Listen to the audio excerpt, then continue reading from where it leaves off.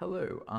This is the second time me trying to record because apparently if you press spacebar after you press the record button, it actually stops the recording, which is so unbelievably stupid. People writing like bad keyboard navigation in applications is so bad these days. It's actually terrible. Anyway, um, what a great introduction. Um, I don't know what this is. It's my plans for 2020. That's enough. Um, yes, I've kind of disappeared over the last couple months. I don't really have the following enough to give a damn, but pretty much the idea was I started to do it and I was like, oh, I can do this along with uni and work, and it turns out you can't. Because I had full-time uni, full-time work, and I was actually course adminning and teaching a course full-time, pretty much, even though that was only meant to be part-time.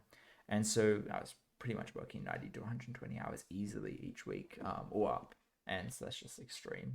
You basically lose a lot of your sleep, and it was ridiculous.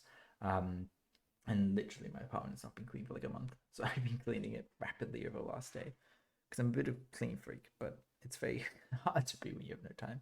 Um, so the point of this is to kind of give you some, I don't know, I almost kind of felt like it was kind of some smoothing. So you like, oh yes, like I'm excited for these things to come. But who knows? So the idea is to kind of plan out my next year as a vague plan. Um, Now these points are probably gonna be pretty easy because I actually have a roadmap I'm gonna set up, but I don't really want to go too overboard because I always had this habit where I overcommit.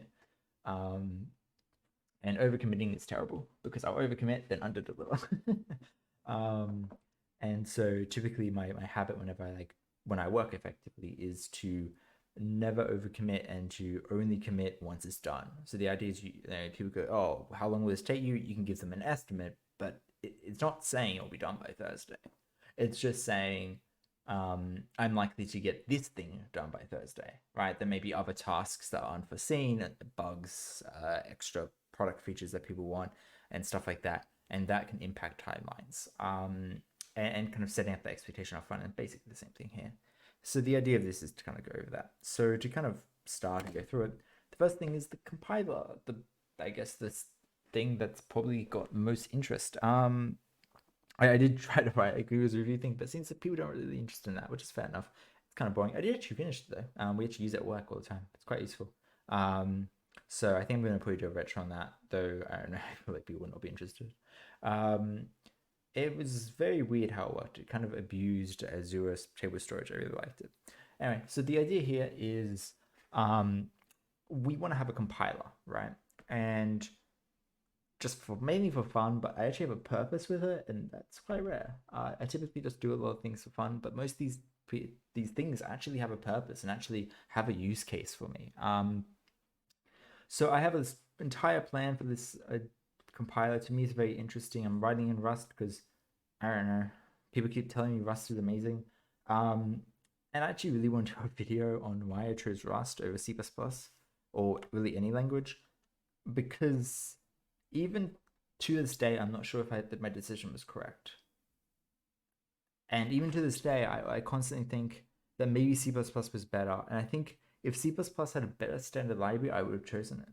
I think honestly, its standard library and how bad templates are in C++ is the only thing that's holding me back. Like, if I was to do it, I would have to rewrite the standard library. Because the compile times from templates would be so horrifically slow, it just really wouldn't be worth it. And so, pretty much, that kind of what this comes down to for me is that it was kind of this really weird thing. Anyway, there's a bunch of ideas I had around with a UI and GUI, kind of went overboard there. So I'm going to kind of reel that stuff back and just keep a very simple kind of MVP. And pretty much that's the point of this. I'm not even going to say MVP in this 2022. I just want a prototype. And the problem is that there's so many features I want to put in it. First time asynchronous stuff that basically you're gonna have asynchronous code without I think they call them red blue. It's like color tagging anyway, or green blue. There's like a certain terminology that they used to use. Something blue. Blue was asynchronous or await, and some color was something else. And the idea is to basically you have this concept of transactions, and then transactions are a form of a task effectively. And then therefore you can put all your mutable state inside of transactions, and then you can reorder how the mutable state gets, it's going to be really, really cool. And this kind of idea of like a transaction system plays really well into databases and stuff like that. And databases turn out to be really good ways of managing state and modeling state. So I actually kind of want to bring that into a programming language to some degree. And then basically have this like compile time scheduler that like schedules how your code's going to run, like completely like reorders how your code's going to run because you've like segmented it into a series of like separated tasks. I think it's a really ambitious idea that may not work, but I think that's kind of interesting. I like that kind of stuff. So the first step is to finalize the goddamn syntax, because I always have this thing with languages where I will write one, I won't like the syntax, and therefore I will ditch the language because it's too hard to rewrite the language in the new syntax if the syntax changes I want are too small. And this happens quite regularly. One of the big things I want for dApp is I actually want it to cover both JavaScript and backend code. Now, this sounds crazy for anyone who's doing it, but the idea is basically I want it to compile to WASM and JavaScript, as well as compile to backend code. And the idea being that you have one language for both that's fast and is native and is raw, but also can produce this kind of front end that's efficient and nice and everything's beautiful and you can have server-side rendered components and all that stuff. And it's fast, 1 second compile times. None of the messes of JavaScript. You're still going to be slow because you're still running JavaScript or WASM. You're not running, native, but it's going to be faster.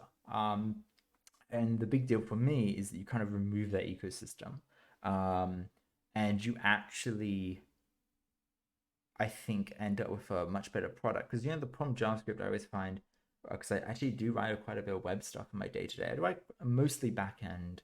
But I do write applications that have no web context as well. But I do write quite a bit of web stuff. Is I end up having to like rewrite the goddamn interfaces for things, and that's really what GraphQL tries to solve. Is to say, okay, here's this like language where you describe like the interfaces to your controller functions, and you describe it once, and then the GraphQL generates your bindings for you. But I really hate GraphQL for many reasons, and I can kind of don't hate it. I just don't like it. Actually, I don't even not like it. I quite like it. There's like a few things that I think doesn't solve nicely enough. And so to me, there isn't an inherent benefit. And I think the problem is it puts the querying at the wrong stage of the pipeline, which often means that the performance impacts it has are arbitrary and are kind of very specific to Facebook's use case, which I think makes it not really usable in the general case. Anyway, and so the idea of this is that you can kind of have a language that covers both. And so therefore you share the bindings, you share these definitions, you share all that stuff. A bit of a nightmare in JavaScript because obviously, integers don't really exist. To the best man, I think everything's just a float, or just a double rather. So if you have like, for example, an unsigned integer a, it may be a bit clunky to do floating point math on it, to do bitwise math. I think it still works. I think that has like all these like special helpers and stuff, but like there's definitely cases like that I think will be really clunky and really messy. So there'll be problems to solve, but I really do want to try that. And obviously type an x86 target, because I think x86 is a language I don't know particularly well. I can kind of read it pretty okay, kind of, keyword. But writing it is not something I'm very good at doing, unless it's very small amounts. Recently I did Advent code. I did Advent code entirely in C with no standard library, which meant there's no printf, none of that. So I had to write that stuff myself. So that required assembly to basically do the system calls and to set up argv and argc and that kind of thing. And I kind of want to go through that in a separate video actually. Anyway, but the point is that that kind of stuff is very fun to me. I really enjoyed doing it, even though I really was out of my depth. So I think focusing on an x86 target is probably easier than learning LLVM in the short term, even though I do know a little bit of LLVM, but also it's just kind of more fun. Anyway, second thing is I want to make a game, which sounds very ambitious to someone who's already making a goddamn compiler. But ambitions always be my curse. And the idea is I want to make something simple. So this is a game called Super Auto Pets, which is actually a technically very simple game, and a lot of the difficulty must come almost certainly from the design space, which is kind of interesting because from my perspective, if I'm doing it for Twitch and stuff like that, I don't really have to care about design to the same degree. And so I think it's easier is probably the terminology I would use. The other thing that makes it really interesting is it's asynchronous. So you don't go 1v1. You kind of verse ghosts almost of people. So it's like you are going to be versing a real person's team, but that real person may have played that match 20 minutes ago, right? And so the idea is you're versing the team, but not necessarily like the team you're fighting, they're not going to necessarily fight you. They could, theoretically. I'm not entirely sure about that. But I don't know how the backend works, but I'm sure there's like probably some theoretical thing that they could, but typically they don't. And typically you fight new people each round. The benefit of that, of course, is if you fight new people each round, you actually end up with I was gonna say just a better system, but that's not the terminology I'm looking for. But if you fight new people each round, you kind of never run into the problem where one person who's really, really done well, like rolled really well, got like really good lucky roll, like everything really lucky. You never run into the problem where that has like a really negative impact. The demo over here looks very light. It's like very bright. I wonder if that's just because of, I don't know why this is why I'm looking into this right now. Maybe I can like add a filter. Maybe there's like some kind of filter on it. Anyway, I'm just gonna hope that it is just due to some visual thing and that it doesn't look bright. I probably won't re-record this, but I will fix that up if it's a real issue. Also, the audio may be a little I don't know, crispy, or however the terminology is, snappy, but I'll fix that stuff up. But yes, the idea is doing something like this. I need a server for it, which is the main reason why I want to do it. I want to write a server. I want to show off like how you can deploy the application, how you can deploy the server. Talk about how you can run like betas and patches, and talk about how you can update your code at runtime without needing constant, new builds. So the client code automatically updates, that kind of thing. So I kind of want to do that kind of stuff. I think it's interesting. I mean, Unity is obviously the game engine you choose for it. I think, but I could also just write my own game engine. And so I think this is also probably an interesting case of writing it completely from scratch using OpenGL. I don't know that much about OpenGL, but I know enough about OpenGL to do something like this, which is entirely sprite focused, and the vast majority of it is just rotating like animal sprites and stuff. But there's no animations. Like the UI and the text rendering is going to be difficult, but you could also just take images of the text and just use that as a placeholder. Which, by the way, is actually, I believe, how they used to do text rendering to a degree. And that's basically what bitmap text is, but it doesn't really matter. I mean, it's pretty much how text rendering works nowadays, unless using like TTF, which I believe uses vector fonts, which means that they actually get rendered as like Bezier curves, which makes them infinitely scalable, as opposed to things like, what's the other one I'm thinking of? X11 fonts. Is it X11 fonts? Oh, X fonts, something like that. It's like for terminals. It's like the old way Unix terminals used to work. They their fonts that literally, I think they literally just grab the like bitmap and they just add a little bit of things about like the widths of it and various other things like right to left and stuff, and then they just chuck it in and basically just this big file. I did start to try to read one out and try to write fonts to it, but I just never found the time. But anyway, so I kind of want to do this. It's interesting to me. I think the game's relatively simple, and I think the technical capabilities are there, but aren't big enough for me to think this is over ambitious. I mean, I believe someone literally did this as a school project. Obviously not in this current state. There's probably an earlier version. So like, there's a bunch of. I'm not gonna build this. Like that would be ridiculous. The game's already free. Like I don't really want to do that, and especially like if you do that, like people end up playing it over the original one. I think that would suck, from my perspective, because it feels like you're just like copying someone and then just like making it somehow better in some way. Then it was us. But I'm gonna like make my twist on it. So there's a bunch of changes and like different design and stuff like that, and different ways of how it will work and so on. And those kind of changes I want to make. While still trying to keep it accessible and easy. And there's a third one.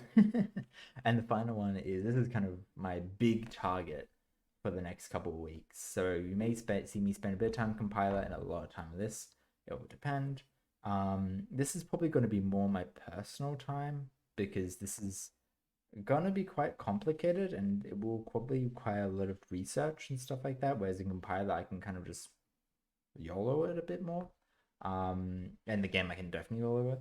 So the idea of this is to basically have you can see here, you can enter text, you can run text, you'll be able to debug text. It won't just be C#, it'll be multi-language, which is the big difference for me. Like I often have to run JavaScript queries and stuff because JavaScript is weird and sometimes you're like, how exactly does this evaluate?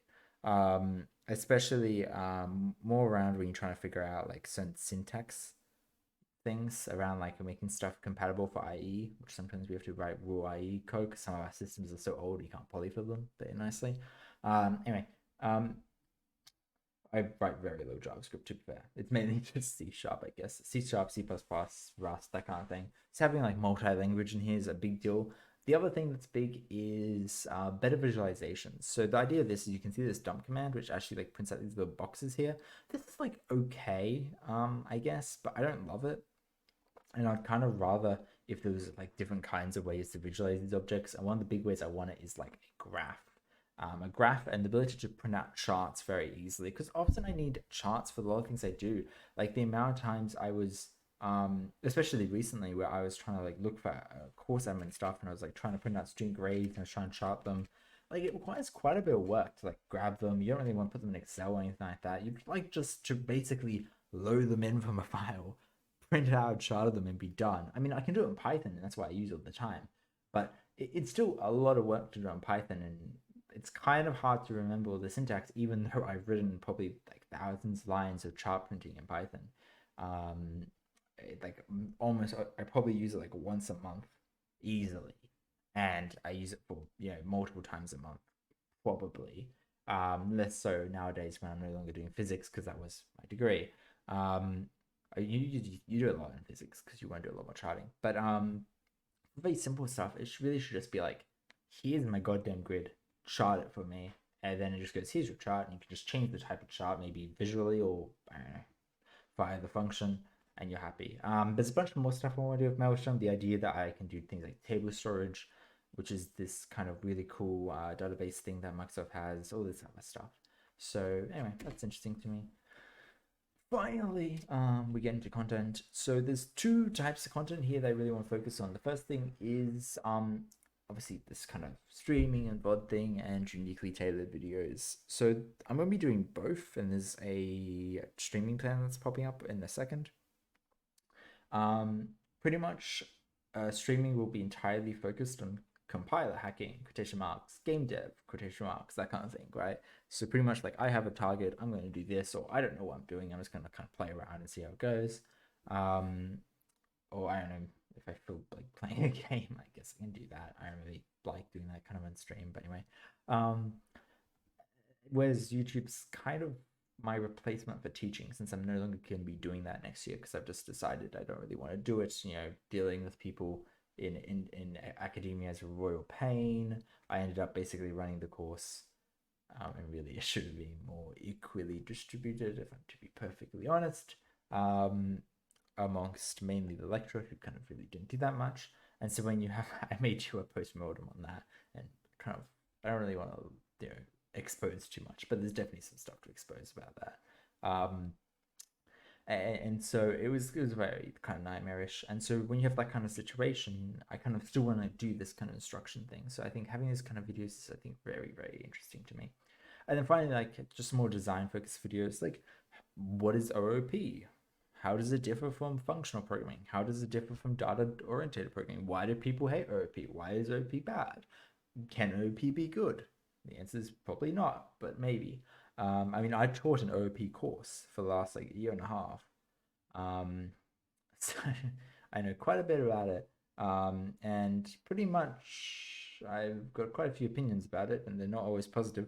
But the thing is, at the end of the day, OOP can be okay. And what you'll find is that good OOP code doesn't typically look that much like OOP, because I think there's kind of been a misrepresentation of what OOP actually is. And I think if you actually write code that's, I'm not going to say OOP-like, but write code that's good design, you'll typically start to find, oh, look, I'm using all these design patterns, but they're not like the same, right? You just like kind of use them because they're convenient. Like a state pattern where you kind of have this complex state machine because you needed to handle animation, you don't go, oh, I used a design pattern for that. It's just, well, you needed some way to isolate the states from each other and some way to have the system translate into the next state simply. And so therefore you did that. Anyway, so I'll be talking about that and talking about kind of introduction to that.